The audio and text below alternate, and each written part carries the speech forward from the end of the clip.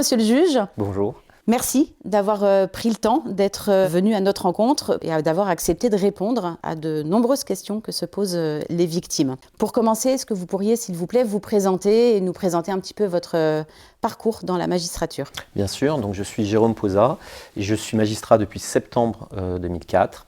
J'ai travaillé côté siège et côté parquet. J'ai été juge d'application des peines pour commencer, mais comme j'étais dans un petit tribunal à Bar-le-Duc, dans le nord-est de la France, j'ai également fait de nombreuses autres fonctions, comme présider un tribunal correctionnel, présider la chambre sur intérêt civil, notamment pour les victimes. Et puis, je suis ensuite parti à Nancy, où j'ai été juge d'application des peines, là aussi, assesseur spécialisé sur la juridiction interrégionale spécialisée qui traite de la criminalité organisée. Et puis ensuite, je suis passé au parquet, j'ai exercé les fonctions de vice-procureur pendant 5 ans, de 2013 à 2018, avant de partir en détachement pour l'École nationale de la magistrature, où pendant 5 ans, j'ai sillonné le Grand Est pour évaluer et participer à la formation des élèves magistrats. Et puis, je suis revenu à mes premières amours depuis le 1er janvier 2023, où je suis de nouveau juge d'application des peines, mais j'ai la coordination d'un service avec 6 juges d'application des peines et 8 fonctionnaires. Voilà, donc j'en suis dans ma 21e année de magistrature. Très beau parcours.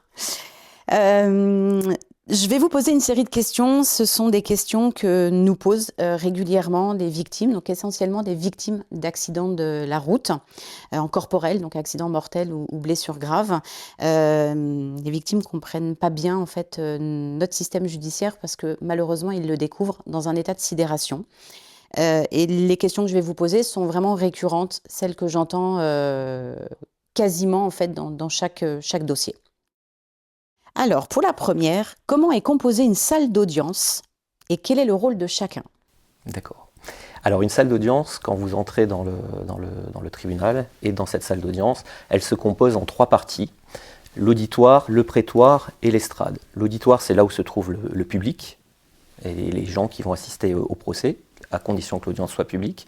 Le prétoire, c'est là où vont se dérouler les échanges, où les avocats vont plaider, où les parties vont pouvoir s'exprimer à la barre. Et l'estrade, c'est là où se trouve le tribunal. Le tribunal, c'est soit un magistrat, on parle d'audience à juge unique, soit une formation collégiale où il y a 3 magistrats, un président et 2 assesseurs magistrats. Sur la gauche, quand vous êtes face à l'estrade, la plupart du temps, vous avez l'estrade avec individualisé pour le procureur de la République. Je vais revenir sur son rôle. Et de l'autre côté de l'estrade, en face, vous avez le greffier. Et à côté du greffier, le box des accusés, donc lorsque la personne qui est prévenue va comparaître avec une escorte, elle est comparée déjà en étant en détention. D'accord. Sous le box des accusés, le banc des prévenus, et sous l'estrade du procureur, le banc des parties civiles. Les rôles de chacun. Le tribunal, il va appliquer la loi, rendre un jugement impartial et décider si la personne qui lui est présentée, qui est renvoyée devant son tribunal par le procureur de la République, est coupable ou innocente du délit pour lequel il est poursuivi, et elle va ensuite, s'il est coupable, décider de la peine. Le procureur de la République, lui, représente les intérêts de la société. Il va demander au tribunal une peine s'il estime que la personne est coupable, mais il peut aussi demander au tribunal de ne pas condamner s'il estime que les éléments de l'infraction ne sont pas réunis. Et s'il demande la culpabilité, il va ensuite proposer au tribunal une peine. Donc le greffier, c'est celui qui va authentifier la procédure, consigner dans une note d'audience tout ce qui se dit pendant le débat et enregistrer les documents que lui remet les avocats.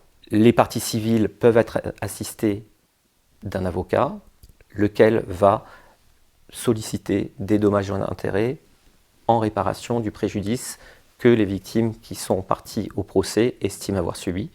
Et de l'autre côté, nous aurons l'avocat de la défense qui, lui, va défendre son client au regard des éléments qu'il y a dans le dossier.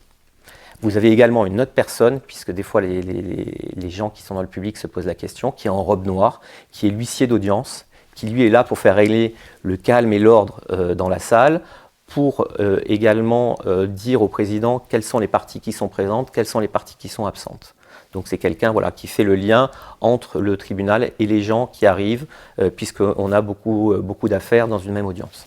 Deuxième question, quelle est la différence entre une enquête de flagrance, une enquête préliminaire et une instruction? Alors, ce sont 3 cadres d'investigation différentes qui vont être sous le contrôle de différentes personnes et qui vont donner des pouvoirs à ces différentes personnes. On va commencer par la flagrance. La flagrance, pour faire simple, c'est quand l'infraction est en train de se commettre, quand l'infraction vient juste de se commettre, ou quand dans un temps très proche de l'infraction, une personne est soupçonnée par la clameur publique ou on retrouve sur cette personne des indices et matériels laissant penser qu'elle a pu prendre part à cette infraction. En fait, on est dans l'immédiateté des faits et là, pour ne pas perdre d'éléments de preuve, pour aller vite, pour mettre fin à l'infraction, les forces de l'ordre, c'est-à-dire les policiers et les gendarmes, vont avoir des pouvoirs autonomes, c'est-à-dire qu'ils vont pouvoir mettre quelqu'un en garde à vue, ils vont pouvoir faire des perquisitions, des saisies, sans autorisation préalable du magistrat. Il y aura un contrôle a posteriori, mais dans l'immédiateté de l'action, ils vont décider d'enclencher des mesures coercitives pour justement essayer de mettre fin à l'infraction et de garder tous les éléments de preuve pour ensuite que ça puisse profiter au tribunal. Cette enquête de flagrance, elle dure 8 jours. Et elle peut être prolongée encore d'1 semaine si effectivement des conditions sont prévues. Notamment, il faut qu'on soit en présence d'une infraction qui est punie d'au moins 5 ans d'emprisonnement. L'enquête préliminaire, c'est le cadre classique, c'est quand les conditions de la flagrance ne sont pas réunies. C'est un cadre classique au cours duquel les enquêteurs vont réunir des éléments pour effectivement asseoir un dossier qui va être soumis à un tribunal. L'enquête préliminaire, elle dure au maximum 2 ans et elle est décidée à l'initiative soit d'un officier de police judiciaire, donc des forces de l'ordre, soit du procureur de la République. Enfin, l'information judiciaire, elle est là sous contrôle du juge d'instruction. Autant les 2 premiers cadres, c'est-à-dire l'enquête de flagrance et l'enquête préliminaire, c'était sous la direction du procureur de la République. L'information judiciaire, c'est quand c'est le juge d'instruction qui a été saisi. Ce juge d'instruction, il est saisi soit par le procureur de la République, soit par les victimes ou plaignants qui font une plainte avec constitution de partie civile devant le juge d'instruction. Le juge d'instruction, il a des pouvoirs coercitifs énormes. Il peut mettre en examen quelqu'un, il peut placer sous contrôle judiciaire, il peut placer quelqu'un sous surveillance électronique dans sa résidence, il peut également décider d'écoute téléphonique et il peut saisir un juge des libertés de la détention pour mettre quelqu'un en détention provisoire dans l'attente d'un procès. Donc voilà les 3 cadres différents en matière d'investigation. Ensuite, qui prend la décision d'une procédure plutôt qu'une autre à ce stade? Vous avez répondu en partie. J'ai répondu en partie. Donc la flagrance, en fait, ce qui va déterminer ce cadre d'enquête, c'est l'infraction. Quand est-ce qu'elle a été commise? Si c'est dans un temps court, qui est en général entre 24 et 48 heures, comment dire, le cadre est déterminé justement par cette commission des faits qui est très récente. Ensuite, l'enquête préliminaire, je l'ai dit, quand on n'est pas dans les conditions de la flagrante, on est dans l'enquête préliminaire. Là, c'est soit le gendarme, soit le policier, soit le procureur de la République qui dit ben voilà, sur tel fait, je vais ouvrir une enquête. Et concernant l'information judiciaire, c'est le procureur de la République qui va saisir le juge d'instruction. Cette saisine, elle est obligatoire en matière de crime et elle reste facultative en matière de délit. Mais lorsqu'on est dans des délits complexes ou dans des délits qui impliquent plusieurs victimes, plusieurs auteurs, on va plus sur l'instruction parce qu'on sait qu'il va y avoir de nombreuses investigations à faire. Et d'autre part, les plaignants peuvent également saisir le juge d'instruction en déposant une plainte avec constitution de partie civile. On va leur demander alors de déposer une consignation pour que ce ne soit pas des plaintes abusives. Et ensuite, le juge d'instruction va décider si oui ou non il va informer sur cette plainte avec constitution de partie civile. Alors ensuite, dans le cadre des accidents de la route, en cas d'accident mortel, régulièrement, on voit le procureur qui demande une autopsie judiciaire. Pourquoi une autopsie judiciaire dans le cadre d'un accident de la circulation? Alors, ce n'est pas automatique, mais c'est le seul moyen d'avoir des éléments précis sur les causes de l'accident et surtout sur les causes médico-légales qui vont ensuite avoir une influence soit sur la qualification de l'infraction et également ensuite sur les réparations et les dommages-intérêts qui vont pouvoir être alloués aux victimes. Donc lorsqu'on n'est pas sûr effectivement de la causalité de l'infraction, de temps en temps on est obligé d'aller sur l'autopsie judiciaire, ce qui est attentatoire effectivement pour les familles au corps du défunt, mais des fois c'est la seule façon de pouvoir opérer une qualification juridique et ensuite donner libre cours à un exercice juste et légal de la mise en place de la réparation du préjudice corporel. Ensuite, pourquoi décider d'une instruction dans le cadre d'un accident de la route et pourquoi les délais sont-ils si longs? Je précise peut-être un petit peu, puisque par rapport à ce que vous venez de nous expliquer, l'accident de la circulation, on est dans cette notion d'immédiateté. Alors, comme je le disais, si on est dans un accident où il y a plusieurs causes apparentes, où il y a plusieurs parties ou véhicules engagés, plusieurs victimes, plusieurs auteurs, on sait il va y avoir de nombreuses investigations, les témoins, ensuite les circonstances exactes de l'accident. On va sûrement faire appel à des experts. On a parlé de l'expertise médico-légale, mais il peut aussi y avoir des experts en accidentologie, des experts en météorologie, des experts techniques sur les caractéristiques des véhicules qui sont engagés dans l'accident. Et puis, pourquoi ça dure aussi longtemps? Malheureusement, parce que la justice est miséreuse et parce qu'on a là encore un problème de moyens. Alors la justice au sens large, parce qu'il y a également les forces de l'ordre, les gendarmes, ça engage plusieurs personnes et on manque à la fois de forces de l'ordre et de moyens judiciaires et de personnel judiciaire pour que ça aille plus vite. Donc malheureusement, ça prend du temps, sachant en plus que dans une instruction, on y reviendra peut-être, il y a également des délais. Les parties peuvent faire des demandes d'actes, que ce soit le procureur et les avocats des parties. Donc tout ça rallonge les délais. Les experts, ils sont missionnés par pas un seul juge d'instruction, mais par de nombreux juges d'instruction. Ils ont des fois une compétence nationale. Donc tout ça implique des délais. Il faut que ça rentre, il faut que ça soit au dossier, il faut que les parties puissent en prendre connaissance, éventuellement demandent des compléments d'actes.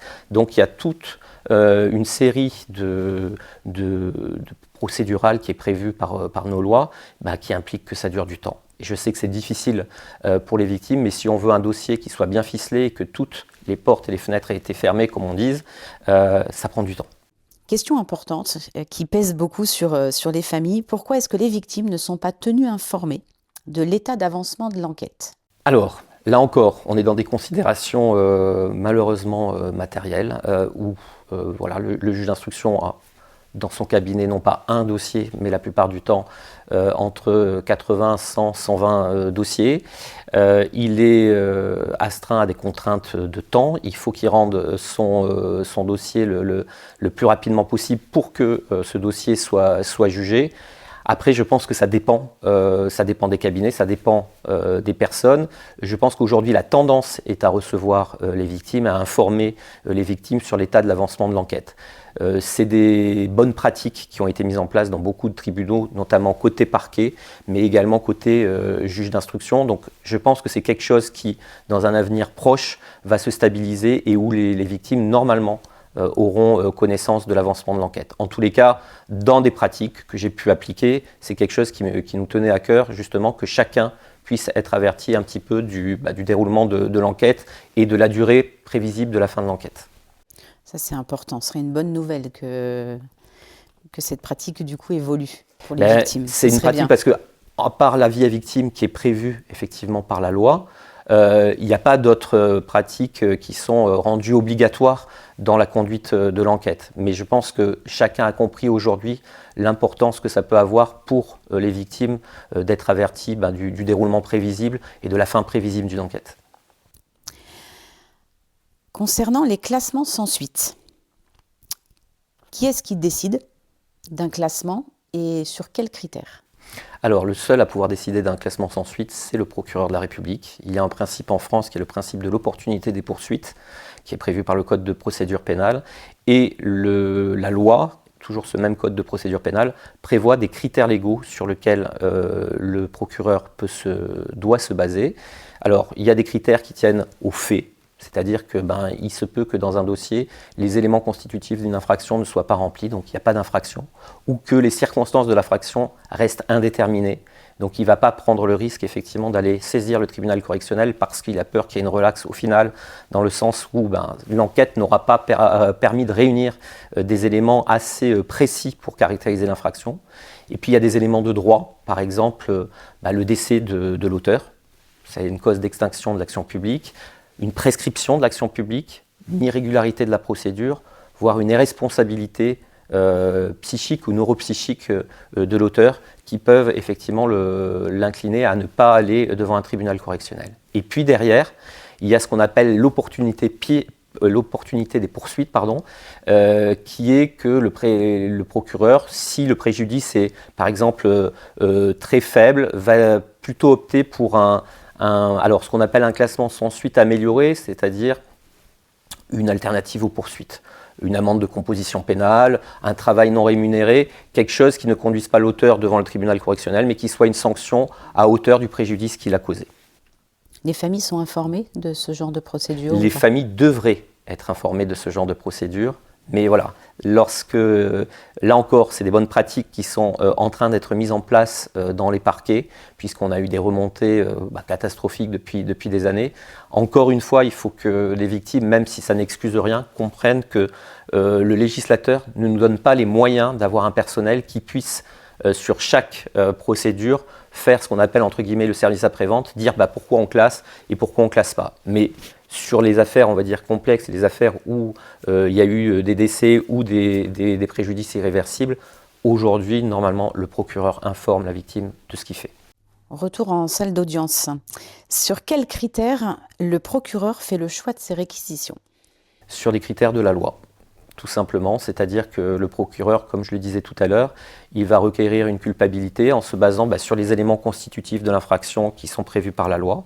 S'ils sont établis, il va ensuite demander une peine, et cette peine, il va la demander en fonction des circonstances des faits et en fonction de la personnalité de l'auteur. Tout ça est prévu par des textes du Code pénal, dont je vous fais l'économie des articles pour ne pas faire que cette interview soit trop longue. Une fois qu'on a le procureur qui a fait ses réquisitions, une grande question revient souvent. Pourquoi est-ce que les juges ne suivent pas systématiquement les réquisitions du procureur? Eh bien parce qu'il existe dans notre droit français un principe fondamental qui est le principe de séparation des autorités de poursuite et des autorités de jugement. Ils n'ont pas le même rôle. Le procureur, lui, demande l'application de la loi, requiert la culpabilité et demande une peine, et ensuite le ou les magistrats vont décider effectivement si les réquisitions du procureur de la République s'appliquent, si l'appréciation qu'il a fait des éléments constitutifs est bien la bonne, et sur la peine, il va également décider en fonction non seulement de ce que demande le procureur, mais de ce que vont dire en avis les parties civiles et de ce que va développer dans sa plaidoirie la défense. Donc il va faire une synthèse de tout ce qui a été dit et il va donner ensuite une peine. Et cette peine, de temps en temps, va pouvoir se recouper avec ce qui avait été requis par le procureur, et d'autres fois, non. Mais principe essentiel de séparation procureur et magistrat du siège. On appartient tous les deux à ce qu'on appelle la catégorie générique des magistrats, mais on n'a pas le même rôle dans un procès. Ensuite, pourquoi est-ce que les parties civiles ne peuvent pas s'adresser au prévenu directement, et pourquoi est-ce que c'est toujours le prévenu qui a la parole en dernier? Là encore, alors je commence par la deuxième question. Il est dans notre droit un principe essentiel qui se rattache au droit de la défense, où c'est le prévenu qui a systématiquement la parole en dernier dans un procès. Pour ce qui est de la parole, c'est le juge qui va effectivement distribuer la parole dans le prétoire. L'idée, c'est que pour la sérénité des débats, l'émotion, la colère ne sont des fois pas forcément bonne conseillère, et on préfère passer par le filtre du juge ou de l'avocat, qui lui a le droit de poser directement des questions au prévenu. Mais faire échanger dans un prétoire prévenu et victime, c'est dangereux, et ça peut effectivement nuire à la bonne sérénité des débats, et des fois renvoyer des choses non seulement aux victimes et aux prévenus qui ne sont pas géniales pour elles, et donc on préfère passer par le filtre du magistrat ou de l'avocat. Une fois que l'audience est terminée, on a ce qu'on appelle le délibéré. Qui est-ce qui participe au délibéré? Uniquement le juge, s'il est tout seul, et les juges et les deux autres juges qui sont ses assesseurs, si on est dans une formation collégiale. Une autre grande question des parties civiles, des victimes. Pourquoi est-ce qu'elles n'ont pas le droit de faire appel? Là encore, parce que ce n'est pas prévu par le texte, les seules personnes qui peuvent faire appel, ce sont le procureur général et le prévenu. Mais cette question, qui est redondante, a été posée au Conseil constitutionnel via une question prioritaire de constitutionnalité. En fait, des avocats de partie civile avaient, dans un procès, demandé pourquoi, effectivement, les parties civiles ne pouvaient pas faire appel sur des dispositions pénales et uniquement sur les dispositions civiles. Et ils trouvaient que c'était contraire à notre Constitution, et notamment au droit au recours effectif et à l'égalité entre les parties. Le Conseil constitutionnel y a répondu en 2014 en disant que non, la loi telle qu'elle est aujourd'hui, qui ne prévoit l'appel des parties civiles que sur les dispositions civiles, n'est pas contraire à notre Constitution.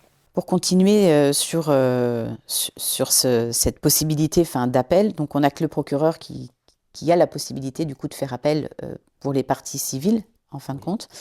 Pourquoi est-ce qu'il ne le fait pas systématiquement, dès lors que ces réquisitions ne sont pas suivies par les juges? La première raison, c'est qu'il va déjà lire et comprendre la motivation du tribunal. S'il estime que la motivation reste conforme aux intérêts de la société, il ne va pas forcément faire appel, d'autant que, et c'est les deux et troisième raisons que je vais vous exposer, refaire un procès c'est coûteux économiquement pour la société. Et puis, on a une embolisation de nos juridictions. Là encore, on revient au problème redondant des moyens. On a un stock d'affaires à juger en appel qui est important. Et le fait est, c'est que si on fait appel, la plupart du temps, cet appel va être jugé longtemps dans le temps, ce qui peut être, une fois de plus, éprouvant pour les victimes, lesquelles pourront éventuellement de nouveau comparaître en appel longtemps après et revivre l'émotion et la douleur d'un procès. Donc tout ça, il doit l'apprécier et en juger et voir si derrière il fait appel. C'est pour ça qu'il ne fait pas appel systématiquement. On a des peines encourues, prévues. Pourquoi est-ce que les peines qui sont prévues dans les textes ne sont pas systématiques? Essentiellement parce que la justice reste humaine. La loi a décidé de fixer un maximum et laisse ensuite le pouvoir souverain au juge de fixer la peine en ne dépassant jamais ce maximum, mais avec effectivement une latitude assez importante. Tout ça parce qu'encore une fois, on revient à ce que je vous disais tout à l'heure sur le principe de personnalisation de la peine. La peine est fixée en fonction des circonstances des faits et de la personnalité de son auteur. Et d'une affaire à une autre, on n'a jamais des circonstances qui soient exactement similaires et surtout, on n'a jamais des personnalités qui soient exactement identiques. Et donc, l'idée, c'est de ne pas rendre automatique les peines parce que sinon, la justice ne serait plus humaine et on passerait à côté des éléments concrets et d'un dossier et des éléments individuels d'un dossier, encore une fois, qui ne sont jamais les mêmes d'un dossier à l'autre. Du coup, est-ce que ça expliquerait les différences qu'on peut constater d'un ressort à un autre sur les condamnations? On se rend bien compte d'un tribunal à un autre, d'une région à une autre. On a des peines qui sont complètement différentes, tant sur les peines de prison ou même les peines complémentaires que sur les amendes. Tout à fait. Alors, parce que je peux concevoir que les victimes ressentent un défaut d'égalitarisme et il est important que les magistrats puissent réfléchir sur ce sujet. Attention surtout, pour le coup, à ne pas non plus attenter au principe d'indépendance de la justice, mais là encore, ça n'empêche pas une réflexion globale parce qu'il est important que sur le territoire national, on ait quand même une certaine harmonie. Une autre question sur l'aménagement des peines. On a des peines prononcées donc, qui peuvent être aménagées. Et donc, sur quels critères le juge d'application des peines, c'est une question pour vous, monsieur le juge, prend ses décisions d'exécution de la peine?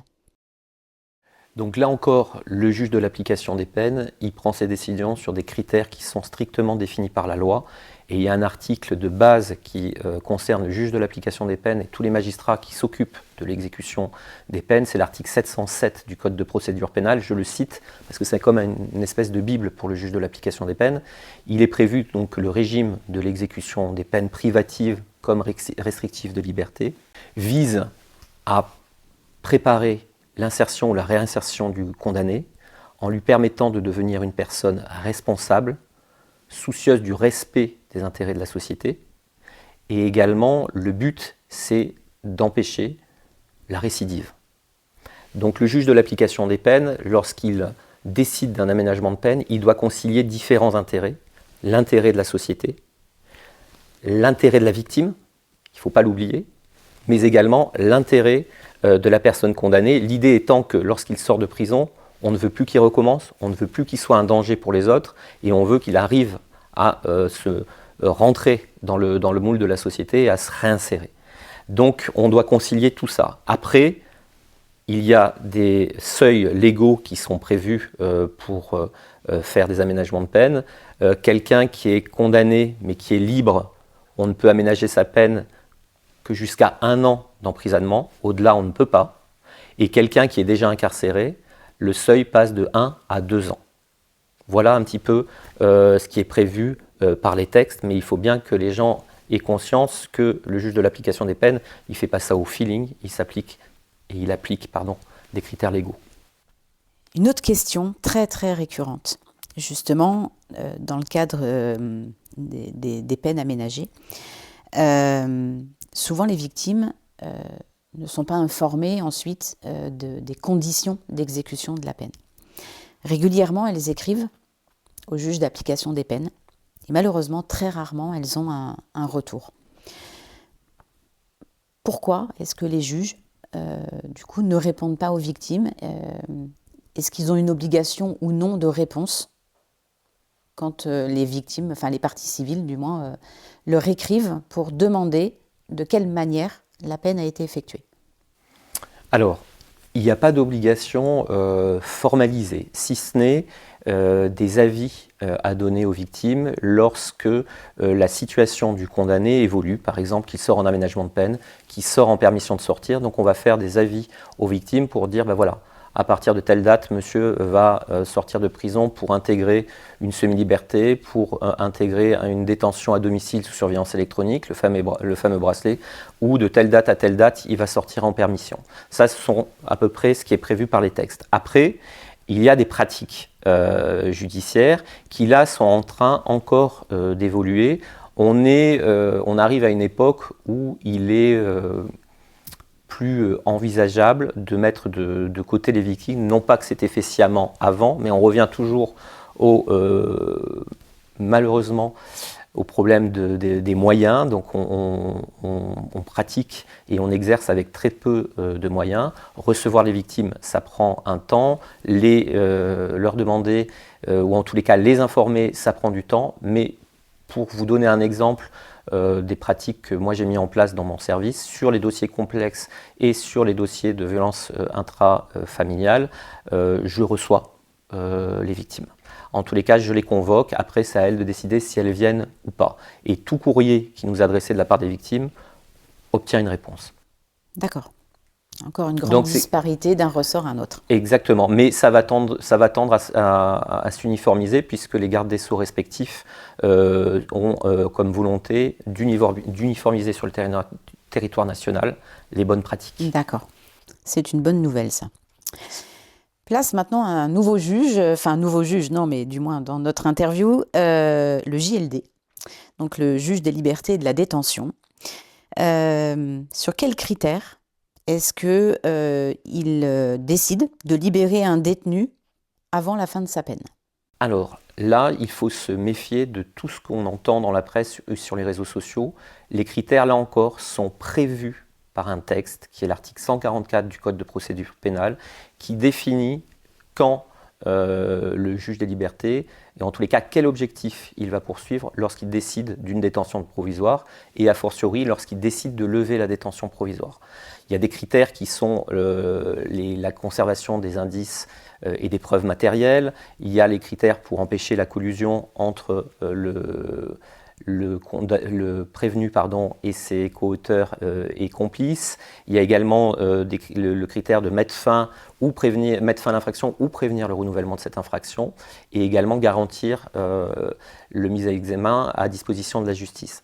Lorsque ces objectifs ne peuvent être atteints que par l'intermédiaire de la prison, le juge des libertés va mettre la personne en détention. Lorsque l'enquête se déroule et que ces critères ont été atteints, que ces objectifs ont été atteints, il va se poser la question si la détention provisoire est la mesure indispensable pour que ces critères restent d'actualité, ou si un contrôle judiciaire ou une assignation à résidence sous surveillance électronique peut suffire.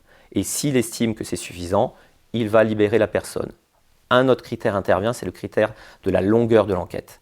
Laisser quelqu'un en détention provisoire 2-3 ans, aujourd'hui, peut être contre-productif. Et donc, là aussi, mais en restant dans le cadre de l'article 144 que je vous ai indiqué, il va laisser sortir quelqu'un de prison.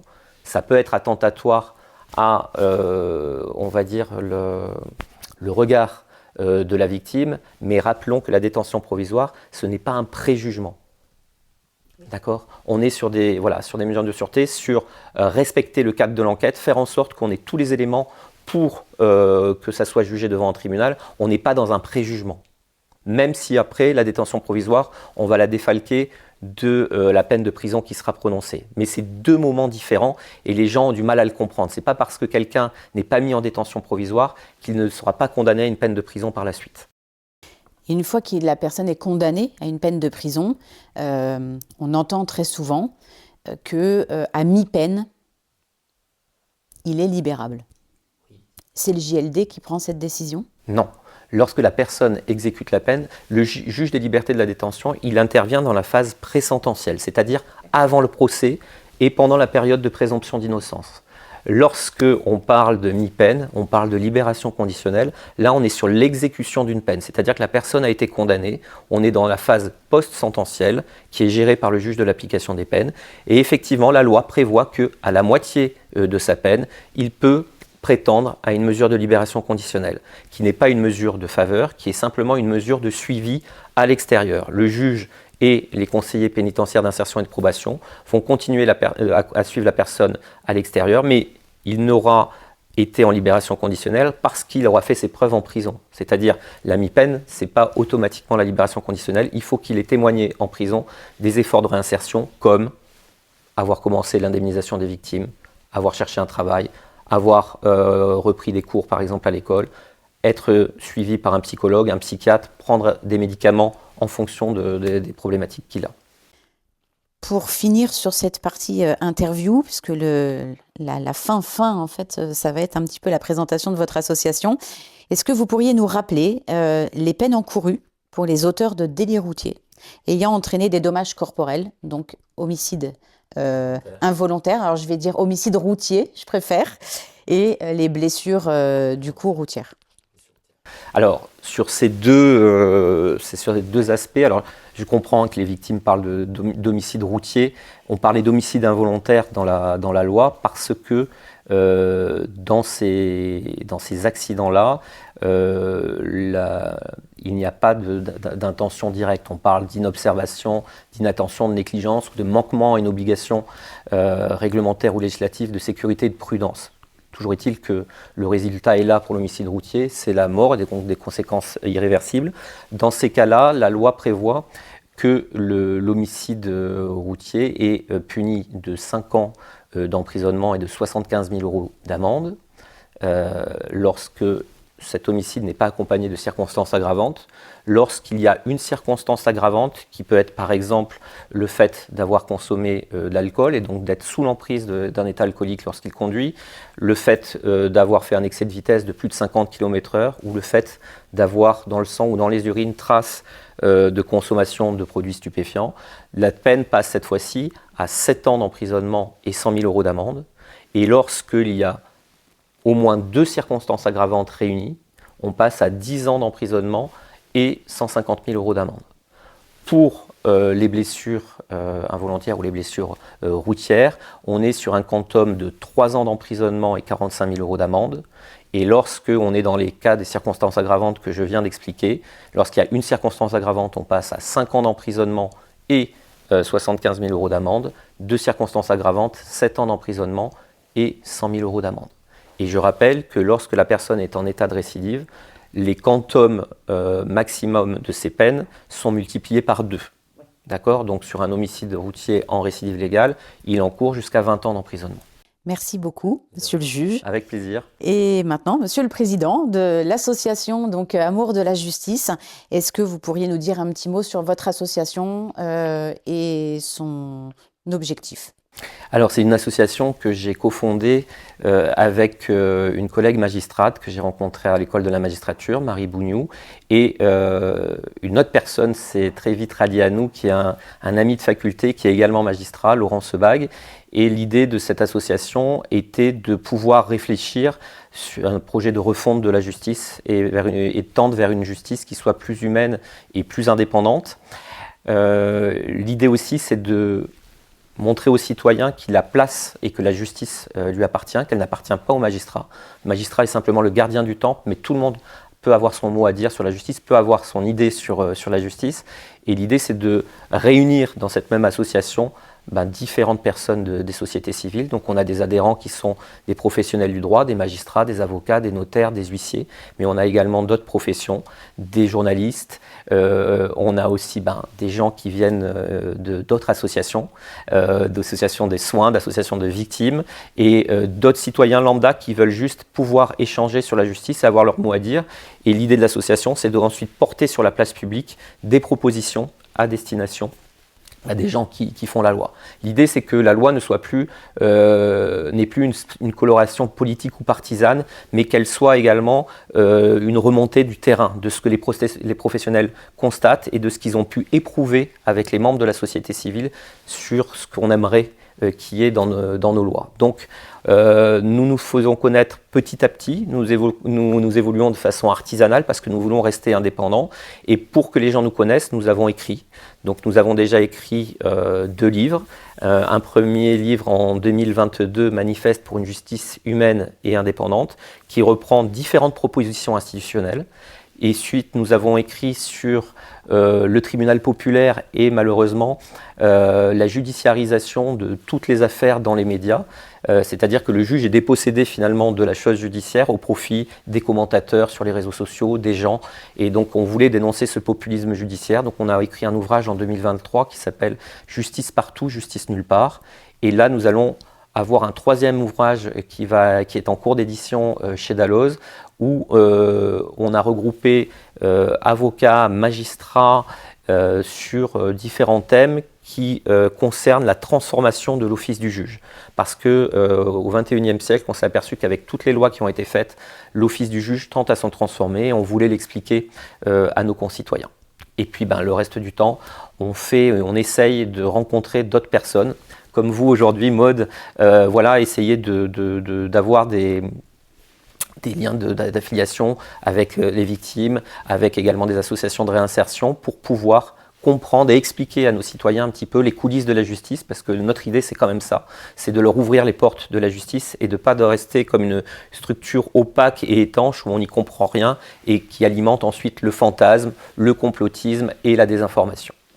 Voilà, donc ça fait 4 ans qu'on existe et on espère continuer à se développer avec des actions comme celles que nous faisons ce matin. Écoutez, je vous le souhaite et merci pour cette initiative. Merci beaucoup encore une fois pour votre temps.